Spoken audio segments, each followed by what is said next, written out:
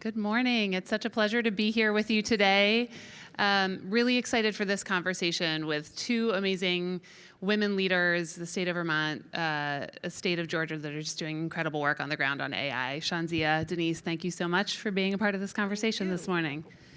Thanks, Cass. So I thought we could start to just talk a little bit about the moment that we're in. I think this feels like a really transformative time. As we all know, and the conversations over the last couple of days have been focused on this, the tech is moving really fast, and the stakes in government are really high. So curious how you both are thinking about the tension between moving quickly at this moment and taking advantage of the transformative opportunities that AI represents, while also being responsible and understanding the stakes in government. Okay, thank you and welcome. Thank you for having me. The tension is high. The tension is high.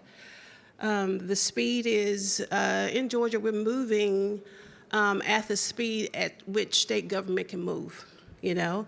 There's a lot of expectations to keep up with what's going on, but we all know that we can't do that. AI is changing so quickly. So what we're trying to make sure is that we are putting guardrails where they need to be. If you put the guardrails first, then the speed will come later, because you can't move without guardrails, and that's what we're really focusing on. In Georgia, we have 3 pillars for AI. One is governance. You got to have governance around it. Number 2 is the enactment and deployment capabilities, and then 3 is responsible use.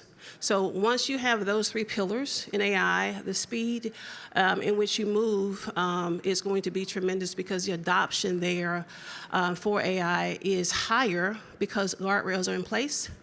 You have AI literacy to train your staff, your agencies on how to use AI, which tools to use. We have an innovation lab where we have 3 controlled environments. And in that lab, our agencies, cities and counties are able to come in and test pilots to make sure they will work before we go into production, because, you know, once you get out there in the Wild Wild West, it's out there. So we make sure we have the place to come and play.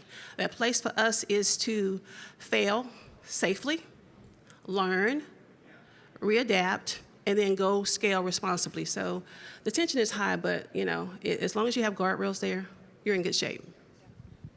I would echo everything Shawnzia just said. And in addition is, well, one, I came from the private sector. I've only been in state government 3 years. And the one thing going in that I always thought of was government works so slow. And what I realized coming in was I have never worked so fast in my life. It actually doesn't operate that slow, but there are a lot of processes and red tape. They're just in places that are in different locations than I had realized.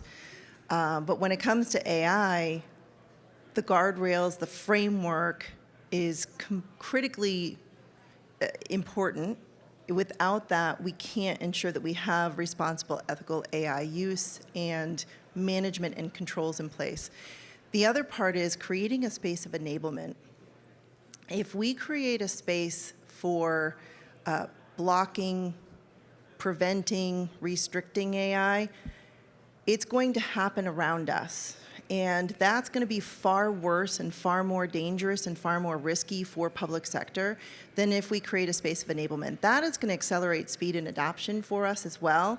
And that also aligns to that framework too. And as you talked about, Shawnzia, I know the innovation space that you've created in the lab allows for those pilot use cases to get proven in those different stage gates along the way, and the ones that maybe shouldn't have ever made it out of the lab, so that folks can really prove the model, which can help accelerate adoption through the process too. Right, because every process change, every use case does not need AI. Sometimes there's automation that's needed. Sometimes there's a process change that's needed. So knowing when to use AI is very critical, and making sure that you have the right people in the right places, upskilling your team to make sure they are meeting the needs of those use cases. And I want to to go one click into something you said, Shawnzia, about failing fast, failing responsibly. And Denise, you hit on this too, the importance of having a space to try things and to say no if something's not working. But I feel in government it is challenging to create spaces where failing is okay. And how have you all both approached creating that container where it's okay to experiment and then say, we can go forward with this, we're gonna say no to this, and have it not feel like a failure for teams? Well, as soon as AI approached Georgia, I needed to create that space because, like Denise just alluded to, if you say no to AI, you're going to have folks using it anyway. You're going to have shadow AI everywhere, and I'm sure we still do have some somewhere. So now we're looking for a tool to identify shadow AI within the state of Georgia. But I needed a space where our state agencies could come and test. There are a lot of tools out there. They're popping up everywhere. Some are free, some are a minimum cost, but there are tools everywhere. And so people want to do their jobs more efficiently. So why not use a tool to do that? And so these tools are out there, so create a space for them to come in and use these tools. So we vet all the tools. My AI department sits within GTA. We vet the tools. We put the tools on our website for our agencies to understand these are the tools that we've already vetted you can use. We also have an inventory list of how we're using these tools in the state of Georgia. So when we talk about scaling, we're not duplicating the work, but creating that space, which is what we call our test kitchen, is where you fail. I bake a lot. I test recipes a lot. And some of them taste good and some of them don't. And so this is what we have created our test kitchen for, is to, let's test this product out. Let's test this vendor out with this use case. If it doesn't work, then so what? We've not used any money. We've not put anything out in production where we can't pull it back. So creating that space is very critical, and that's what we did in Georgia. And again, it's not just for state agencies. It's for cities, counties, whomever wants to come in with a use case. And for us, we look at normalizing failure. So if we start saying 60% of our pilots never make it out of pilot, some may say that's failure, some may actually say that that's been success. So we flip the narrative around a little bit. And the reality is private sector's having the same metrics and same use cases. If 60% of our pilots never make it out, 40% do, let's see if next year we flip it around. 60% make it out and 40% don't, and then flip it around again. Do we need to tweak the framework? Do we need to adjust guardrails? Maybe we don't, maybe we do. Or are we bringing the wrong use cases forward? The other thing is tapping into use cases. Don't go for the big bangs first. High risk, high stakes are not the ones to gamble on out of the gate, where folks have lives at risk, safety, or financial risk for those, we call them Vermont's most vulnerable. If Vermont's most vulnerable are going to be at risk, those are probably not the ones that we're going to run out of the gate because we don't want to have the failure label associated with them. We want to focus on that low-hanging fruit out of the gate. Get folks comfortable with that workflow, because for us, AI is never going to be a product. It's going to be a workflow. It's going to be a motion that we take through. It's going to be an efficiency gain that we have in productivity. So for us, that would be how we accelerate fast, and keep risk low. Thank you. Is there a use case that you each have been experimenting with that you're particularly excited about? Well, we have several use cases, and I'm glad you talked about the use cases in making sure that you categorize those, because the first thing that we do is we put them in low, medium, or high. All the low ones are the very low risk. We're ready to do those, keep pushing those out daily. We do have some in the moderate category, and then the high risk ones, we're still working on those, and that's when you talk about tweaking those guardrails. But two use cases that we have, well, one is in Georgia, we are building, my Chief Development Officer, Keith Perry, is one of the best. He can build anything. I tell everybody that.